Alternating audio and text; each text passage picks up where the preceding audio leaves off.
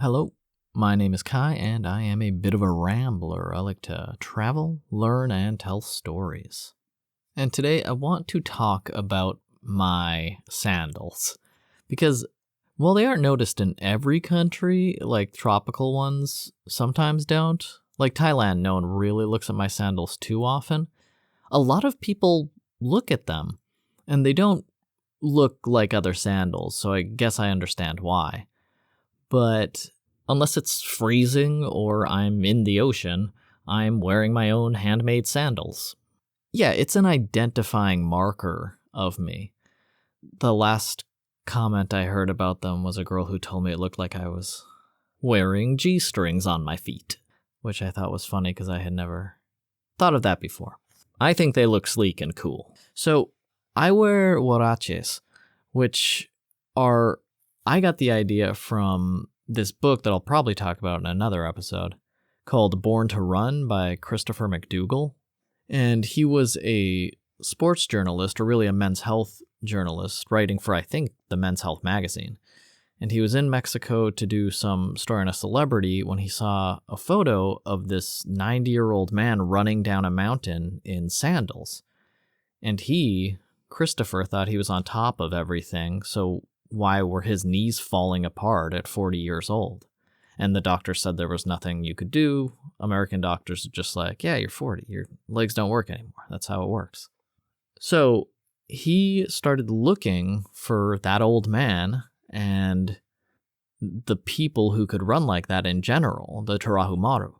And they are this pre-colonial Central American tribe who lives in mountain caves around Mexico and survived the colonizers of all countries because when they showed up, they were like, zoop, and just ran the other direction.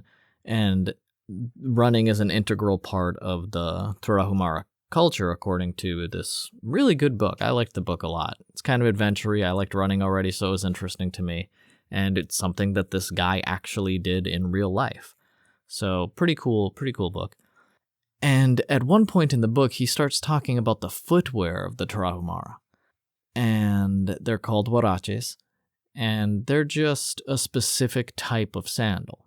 You have a flat base, a flat piece of rubber or whatever.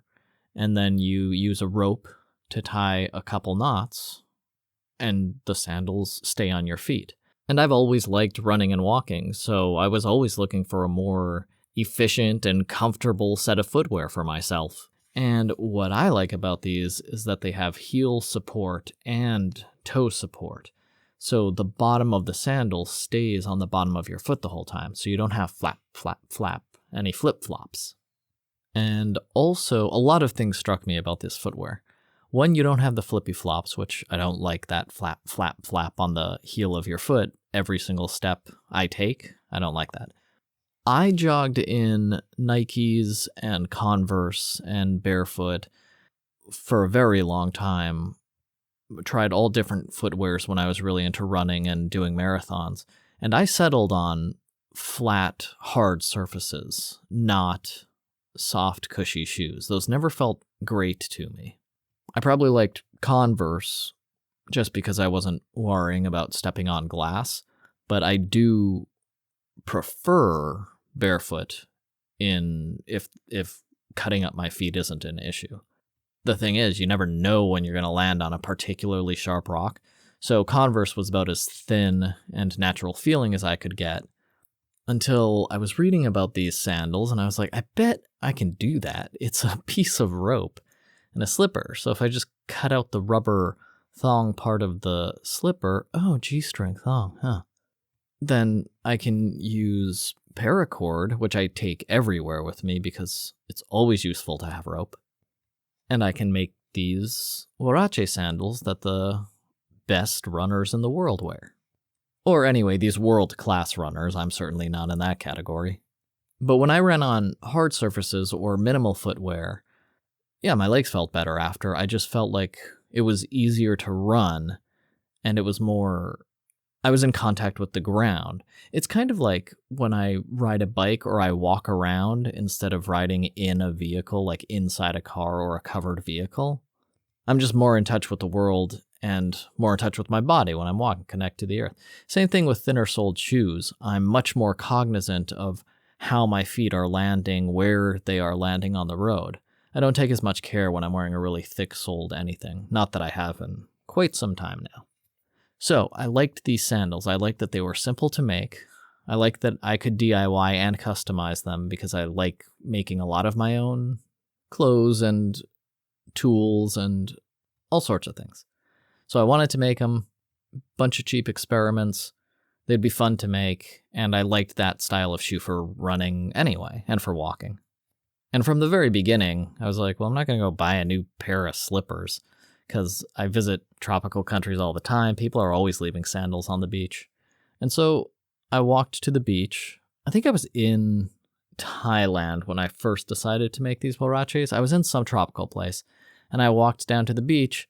There's like 50 cast-off sandals, and I found 2 that were roughly the same size that fit my feet well, and took them home, washed them, cut the rubber thong part off the slipper so there's just 3 holes in each slipper, and then I knew how he described it in the book, so I was able to find a YouTube video of a guy who made the traditional Tarahumara sandal, and I was like, okay, great.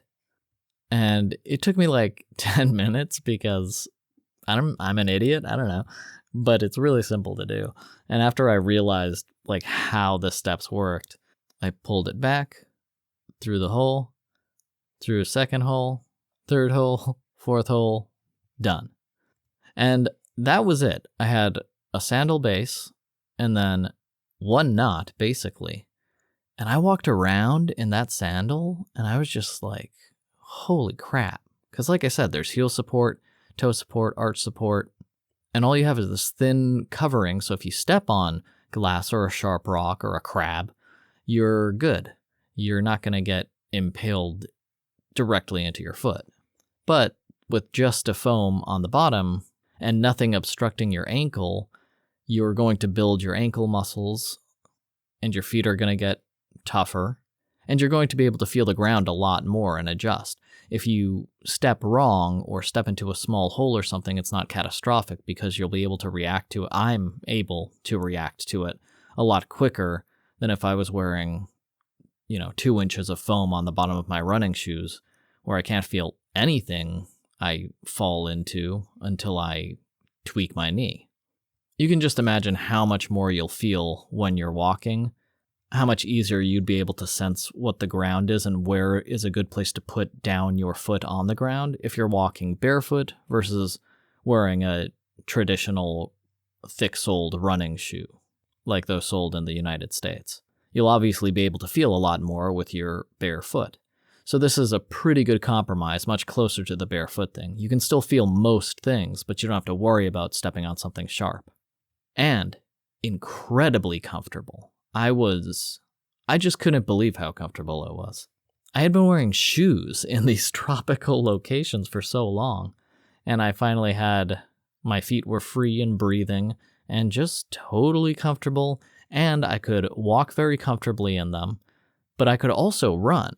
And you know what? Maybe I made these in China the first time. Oh no, you know what? That was the second time. This wasn't Thailand when I made them the first time, pretty sure. But I did take it back to China, and I was still running a lot the second time I went to China in Sichuan. And when I got back to China, I ran in those sandals, like, everywhere. I think I even taught wearing those sandals. Yeah. Yeah, in Chengdu, I was wearing these sandals all the time, and I went running in those sandals, and I was like, oh, these are my new shoes for life. Like, these are the best shoes I've ever owned. And they cost me nothing, and I made them myself. And this was the first basic thing, because I had tied a knot, but you have to tie like 3 knots, and 2 of them got loose, so the ankle support the rope that goes around the ankle wasn't holding onto my ankle. It kept getting lower and lower. And eventually I found a workaround, which is just, after I get the knots in the right place, it's really easy to do 1 stitch with a square knot using a sewing thread and needle straight through the middle of the knot, and that's going to stay in there for as long as I have the shoe, basically, like months. The sandals themselves last 6 months to a year, generally. And when I need a new one, the paracord's usually still fine after 6 months. So I'll just take out the rope, cut the knots that are held in place, take out the rope, get a new sandal, and thread it right back on. Tie a new knot in 5 minutes, do the stitches, and good to go. Not even, it's like 2 minutes. It's a very fast process to tie this up. And then it's a couple more minutes to stitch the knots so they stay in the same place. So because I sew the knots at the height I like them, I don't have to fiddle with the knots at all. And that's usually what you do, because if you're tying it up, you can tie it up in, a couple minutes, like I said, and just tie all the knots by hand, and they'll stay on the whole time you're doing it. But I realized that every day I was having to retie these knots or adjust them again, and I just didn't want to do that. I always want to be more efficient. And so I sewed the knots in place, and then they fit like any other shoe. They just fit perfectly. The heel rope grabbed onto my heel, toe grabbed on my toe, everything fits. I can just slip them on and off. And that's how I've been doing them for the past, decade. I just slip them on and walk out the door. I don't have to adjust anything until I make a new one, or for a long time until my bottle cap breaks. So at the front hole in the sandal, the rubber base that goes between the big toe and the second toe, where the rope comes up from the bottom of the sandal, you have to anchor it with something. And at first I just used a knot, like a really, really big knot. But that used a lot of paracord, and it still popped up like not all the time, but every 3 weeks, every month. It was just something I had to keep doing. I was like, okay, you figure out a better way. So I started picking up bottle caps. I cut off the border of the bottle cap, so it's just a flat disc of plastic, tied a smaller knot with the paracord, pulled the paracord through the bottle cap. So I just have the bottle cap circle at the end of this, and then that's not going to go through that front sandal hole when I pull up the rope. And that's pretty good. The bottle cap does bend, and eventually the paracord knot might go through, or that bottle cap will maybe break through the sandal eventually, but that can take 3 months or longer. It can take a very long time. You can walk on that for a while. And for years, that has been my go-to. I find a sandal that looks sturdy, but flexible, and they are everywhere.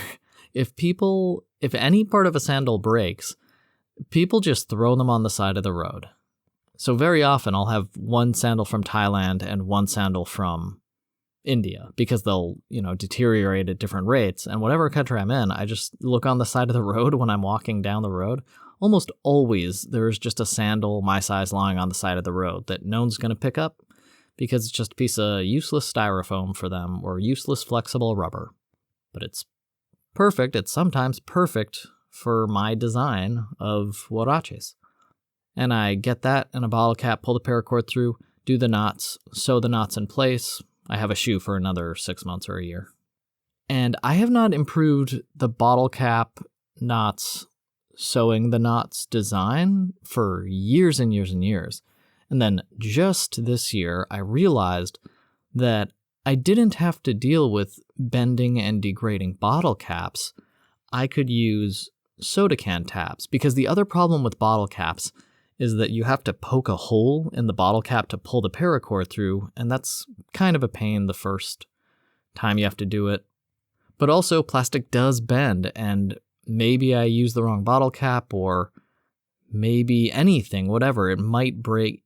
They're not 100% reliable. They're good. They're a lot better than just a knot, but I realized that instead of tying a knot with the paracord in the bottom, I could just get a soda can tab, do a little loop around the middle bridge of the soda can tab, and stitch the paracord together. And that's less paracord. Yeah, it's just more efficient in every way, and the metal's gonna last a while, or so I thought. The soda can tabs are not bad, but they are less rugged than I expected soda can tabs to be. So they started breaking, and they would break once a week, and one time one broke 24 hours after. It just bent and bent until it broke. And I was like, dang, because it's so much easier to connect the paracord. So when I repair my sandals now, it's really easy. Just thread it through a soda can tab, stitch the two-piece paracord together. Before, to replace the bottle cap, I had to get a bottle cap, cut the rim off the bottle cap, poke a hole through the bottle cap, cut the knot off the previous paracord, poke the paracord through the bottle cap, tie or sew a new knot so that it wouldn't get pulled out of the bottle cap, and then it was done. Much longer process, and much more involved. Kind of a pain in the butt. It's a lot easier to repair these sandals with a soda can tab, so I was doing that, but I was just doing that too much. It wasn't worth it. And then I was like, okay, what's the next improvement? What can you do that's better? And I was like, oh, because larger, sturdier soda can tabs are the pull tabs on every single tin can everywhere. Condensed milk, sardines, deviled ham, whatever you have, that pull tab you use, that's just a big, much stronger soda can tab. And I've started using those, and those are sturdy everywhere. They're pretty easy to find. I found a condensed milk can on the road. It had a pull tab attached. I had just thought of this idea, and then I saw that tin can. I was like, there we go. I have one, and I have one. And then a couple days later, someone threw a tin can in the trash, and it was on top of the fried chicken box that I had just put in. I took off that tab from the top of the tin can. Boom. I had my two tabs for my sandals. And just as easy to attach, and they'll last way longer than any soda can tab. And I can still, it's just another improvement to these sandals that were already extremely comfortable and fun to make and cheap to make, obviously. So I really like having these pull can tabs on the bottom of them now. It's another improvement. That's part of why I like the sandals and why I like DIYing so much stuff. I love making my own stuff and having it work. It's pretty great. And again, it is pretty nice that it's free. And it's pretty cool that one sandal's from India and the other one's from Thailand. And, in 18 months, I'll have to get a new one. Or maybe after 6 months or a year, I'll have to replace the paracord or something like that. But that's a 2-minute process. And I don't have to wander through a shoe store worrying that they have the right Birkenstock or whatever. Like, I know these sandals are comfortable, and I know how to make them, and I know how to make them comfortable. And I can adjust them exactly how I like it, and then stitch the knots in place so it keeps its form. And the paracord might not sound super comfortable to you, I don't know, but it's a nylon thread, so it's much more comfortable for me than the plastic or coarse fiber that's usually used in commercially made sandals. Paracord's very smooth, never get a rash or anything, it fits well, it doesn't slip. And another improvement I made was, instead of using paracord straight, I took out the inner nylon cords inside the paracord casing, and then I reseal each side with a lighter. And then I just have the casing itself of the paracord. For sandals, it's perfect because there's even less volume of all the insides of the paracord casing has been taken out, so it's just like this really thin ribbon. It feels like nothing. Wearing these sandals just feels like barefoot, except the bottom of my feet are protected. So there's all these improvements I get to keep making on them, and they're really fun because I didn't think of the soda can tab forever. When I thought of it, I was like, of course, that's such a good improvement. And then when I thought of the pull can tin can tabs, I was like, oh, that's even better. And the best part is that they're super comfortable, and I'm in warm locations at least half the year, so it's great to be able to, I can take them everywhere too. If I do have to wear boots or whatever and go to a cold climate, this piece of footwear, these Huaraches are pretty much, they're worth it in my minimal rucksack lifestyle. It's still worth it to have a pair of Huaraches there. They take up almost no space, and they fit perfectly. Like, I know I like these shoes, so it makes sense to keep them since I'm probably going to move on to a warm place again later. So that's pretty nice also. Yeah, I highly recommend reading the Born to Run book by Christopher McDougall about the Tarahumara. It's a great book. And those sandals last as long as any shoes last. I ran marathons in the shoes, and I jogged in them in every country. I still walk in them everywhere I am. I'll wear them down to almost freezing temperatures. Feet are pretty rugged things, human feet. So in Sichuan, actually, in Sichuan, it gets very cold in winter, and in Beijing. And I would wear these sandals, sometimes like almost down to freezing, and people would look at my feet. But they're used to being outside, my feet at this point, and they don't look crazy. They look like feet. But when you see bare feet in the winter on someone, you're like, are you okay? I'm like, yeah, these are just the most comfortable shoes. My feet aren't cold. It's fine. Those are my Huaraches, Huaraches. I just looked up, and it looks like Nike has started using that name to make a line of bullshit thick-soled Nike shoes. But that's fine. It's a cool word. I get it.